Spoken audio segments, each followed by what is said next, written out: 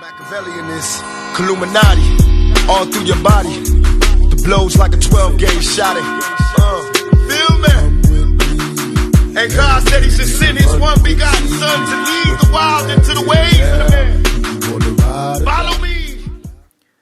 Yo les potos, c'est Sacha, bienvenue dans cette nouvelle vidéo. Mercato encore, un contrat très alléchant entre les mains de Cavani. Donc Edinson Cavani aurait reçu une offre concrète de la part de l'Inter qui semble déterminé à s'attacher les services de l'attaquant du PSG. Décidément, Thomas Tuchel ne pourra pas dormir sur ses deux oreilles qu'une fois que le mercato estival sera terminé.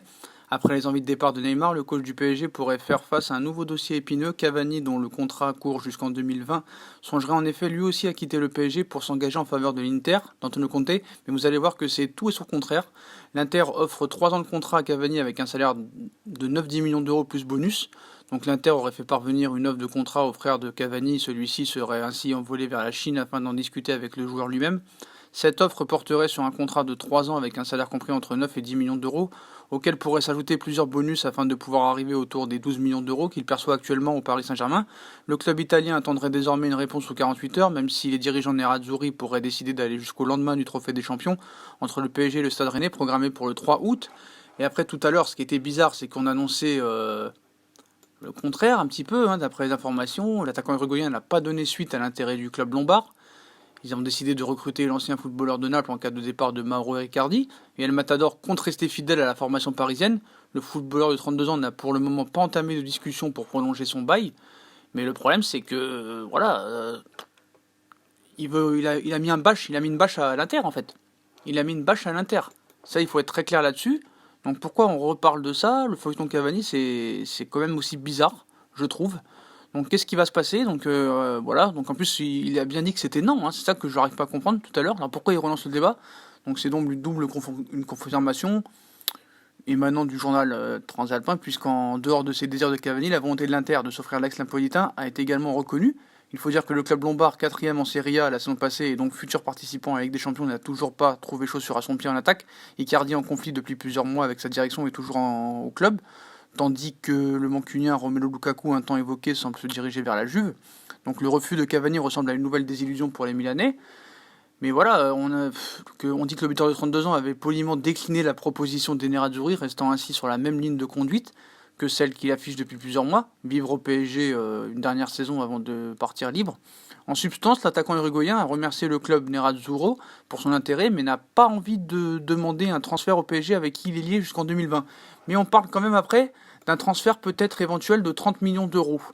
Donc voilà, l'Inter pense pouvoir avoir Cavani pour 30 millions d'euros. Donc en attente de la réponse de Cavani de l'autre côté des Alpes, on commencerait à préparer l'offensive pour l'arracher au Paris Saint-Germain. Donc l'Inter songerait initialement à formuler une offre entre 45 et 50 millions d'euros désormais. Les nerazzurri seraient persuadés de pouvoir rafler la mise pour 30 millions d'euros, alors que le meilleur buteur de l'histoire du PSG serait évalué à 40 millions d'euros. Donc là, c'est un peu tout et son contraire. Apparemment, Leonardo ne veut pas que Cavani parte, il voudrait même le prolonger. Mais maintenant, l'Inter propose 40 millions. On sait que Paris peut-être aurait besoin de ses liquidités. Donc est-ce que faut-il faire partir Cavani pour 40 millions d'euros? J'ai envie de te dire oui et non. J'ai envie de te dire oui parce que 40 millions pour un joueur de 32 ans à un an de la fin de son contrat, c'est pas mal. Mais c'est vrai que vu l'état d'esprit qu'il a, vu le chouchou du parc que c'est, le leader de vestiaire que c'est, ça peut être un vide. Donc c'est vraiment... il faut cogiter sur ça. C'est une décision assez dure à prendre, moi je dis. Donc voilà, c'est un peu compliqué. Donc je sais pas ce que va faire Leonardo. Il va falloir vraiment réfléchir parce que je pense que quand même 40 millions, c'est pas à négliger. Donc on commence sérieusement à se pencher sur la piste d'un numéro 9 en vue d'un départ de Icardi. Donc le nom de Cavani est bien évidemment venu sur la table, mais l'Uruguayen, déjà passé par l'Italie, ne compte plus qu'un an de contrat à Paris, donc voilà. Donc il aurait poliment refusé, mais bon, Choupo-Moting est sur le départ pour Fenerbahçe, pour 2,5 millions d'euros apparemment.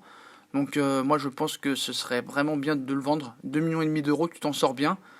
On parle aussi pour le remplacer de Mario Mandzukic. Donc si Edinson Cavani compte bien honorer son contrat au PSG, le bonhomme n'a pas de doubleur digne de ce nom. Alors que son remplaçant, Choupo-Moting, s'apprête à faire ses valises pour 2,5 millions d'euros à Fenerbahçe. Je pense que c'est vraiment bien vendu. Le PSG songerait pour le remplacer à recruter Mario Mandzukic, attaquant de la Juventus.